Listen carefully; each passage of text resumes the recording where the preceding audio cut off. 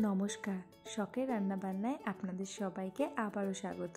আজকে একটা এমন রেসিপি এনেছি যেটা কিন্তু আমার নিজেরও খুব একটা পছন্দ নয়, এটা বলা ভুল, মানে আমার পছন্দর একেবারেই বাইরে, যেটা আমি জীবনে রান্না তো দূরের কথা কখনো টেস্টও করিনি। যেহেতু রান্নাটা করতে একটু আধটু ভালোবাসি, তাই নিজের অপছন্দের জিনিসটাও কিন্তু পছন্দের মানুষদের জন্য একটু করেই ফেললাম। আজকে বানিয়েছিলাম লোটে মাছের ফ্রাই।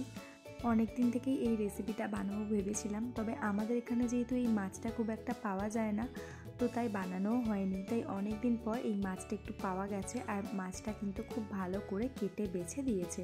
এরপর মাছটা খুব ভালো করে পরিষ্কার করে নেওয়ার পর লবণ, হলুদ, লঙ্কা গুঁড়ো, লেবুর রস আর অল্প একটু সরিষার তেল আর অল্প একটু গোলমরিচ গুঁড়ো দিয়ে খুব ভালো করে ম্যারিনেট করেছি।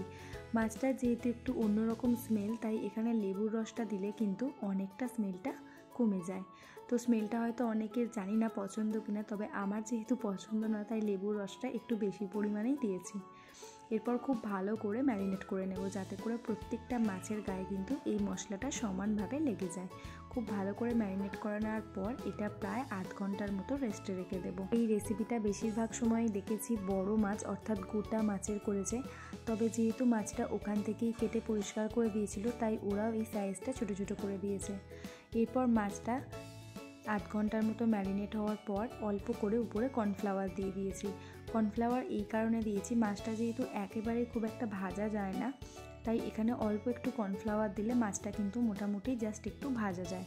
এই লোটে মাছ সাধারণত ভাজে না, মশলাটা জাস্ট কষিয়েই কিন্তু মাছটা কাঁচা অবস্থায় গোটা গোটা দিয়ে দেয়। তবে ওই যে প্রথমেই বললাম, আমার নিজের একটু অপছন্দ, তাই একেবারে কাঁচা মাছটা কিন্তু ডিরেক্ট করতে আমার নিজেরই একটু অস্বস্তি লাগছিল, তাই অল্প একটু কর্নফ্লাওয়ার দিয়ে একটু এপিট ওপিট করে হালকা ভেজে নিয়েছি। এই মাছটার এত পরিমাণ জল থাকে যে ভাজার সময়তেও কিন্তু তেলের উপরে বেশ জল ছিটিয়ে যাচ্ছিল। তো এই মাছ ওই জন্যই হয়তো সাধারণভাবে ভাজে না, মোটামুটি এইভাবেই একটু উল্টে পাল্টে মাছটা ভেজে নেব। আর এই মাছটা ভাজার সময় কিন্তু, মানে যারা যারা ভেজে করবেন তাদের ক্ষেত্রে বলে রাখি, এই মাছটা ভাজার সময় কিন্তু হিটটা একেবারে হাই হিটে দেবেন, না হলে এতটা পরিমাণে জল বেরোবে যে মাছটা ভাজাই যাবে না। তাই হিটটা একেবারেই কিন্তু হাই হিটে থাকবে। এরপর আর যে কয়েকটা মাছ ছিল সেটাও আমি আরও একবার এপিট ওপিট করে জাস্ট একটু ভেজে নেব।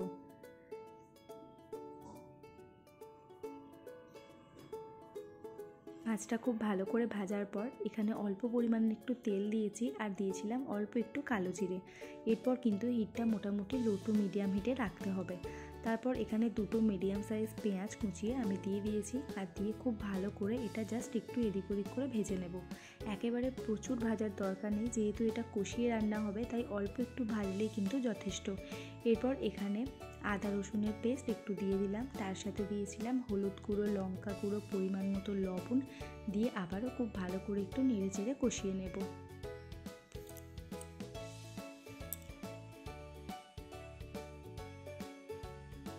মোটামুটি হালকা একটু কষানো হয়ে গেছে। এরপর ওই ভেজে রেখেছিলাম যে মাছটা, সেটা এর মধ্যে দিয়ে দেব। দেখুন ভেজে রাখার পরেও কিন্তু কতটা পরিমাণে জল আবারও মাছটা থেকে বেরিয়েছে। এরপর মাছটা জাস্ট সাজিয়ে সাজিয়ে দিয়ে দেব। খুব সুন্দর করে কিন্তু মশলার উপরেই দিতে হবে, আর এই অবস্থাতে কিন্তু মাছটা একেবারেই ঘেঁটে দেব না, জাস্ট উপরে এইভাবে সাজিয়ে রেখে দেব। দিয়ে প্রায় 4-5 মিনিটের মতো কিন্তু লো টু মিডিয়াম হিটে একটু কষিয়ে নেব। এরপর মজার বিষয় দেখুন, এই মাছটার মধ্যে কিন্তু এতটাই মাছটা নরম যে জাস্ট কাঁটাগুলো এইভাবে একটা কাঁটা চামচের সাহায্যেই কিন্তু কড়াইয়ের মধ্যে থেকে তুলে নেওয়া যায়। এই অবস্থাতেই মাছটা হালকা একটু নাড়িয়ে চাড়িয়ে ঘেঁটে নিলেই কিন্তু মাঝখান থেকে যে কাঁটাটা, সেটা খুব সহজেই কাঁটা চামচের সাহায্যে তুলে নেওয়া যাবে। আর এইভাবে প্রত্যেকটা মাছের কিন্তু আস্তে আস্তে কাঁটাটা জাস্ট এইভাবে তুলে নেব। কি সহজ দেখুন, জাস্ট একটু নড়িয়ে দিলেই কিন্তু কি সুন্দরভাবে কাঁটাটা উঠে আসছে। এইভাবে প্রত্যেকটা মাছ থেকে কাঁটাটা আলাদা করে বের করে নেব।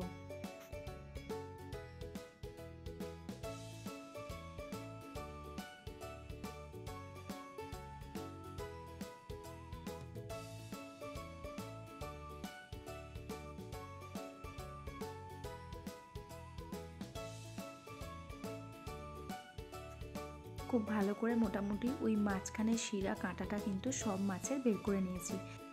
এই মাছের মধ্যে কিন্তু মশলাপাতি আর বিশেষ কিছু লাগে না, জাস্ট এইটুকুনি মশলাতেই কিন্তু এই মাছের রেসিপিটাই যথেষ্ট। এই অবস্থায় কিন্তু হিটটা একেবারে হাই হিটে রাখতে হবে আর কন্টিনিউয়াসলি কিন্তু এইভাবে নাড়াচাড়াটাও করতে হবে, না হলে একেবারে নিচে থেকে পুড়ে যেতে পারে। তো খুব ভালো করে এইভাবে নাড়াচাড়া করে মোটামুটি কিন্তু মাছটা একটু হলেও ঝরঝরে হয়ে গেছে। তো এরপর খুব ভালো করে এর মধ্যে বেশ কিছুটা ধনিয়া পাতা অ্যাড করে দেব।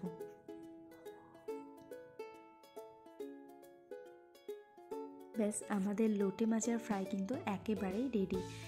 এইরকম অবস্থাতেই গরম ভাতের সাথে খেতে নাকি দুর্দান্ত হয়। সত্যি কথা বলতে খুব ভালো টেস্ট হয়েছিল, বাট আমি যেহেতু এই মাছের স্মেলটা খুব একটা নিতে পারি না, তাই আমার কাছে এমন কিছু রাজকীয় লাগেনি। আপনারাও যদি কেউ আমার মতো থেকে থাকেন তাহলে এইভাবে একবার ট্রাই করে দেখতে পারেন। আজকের মতো টাটা।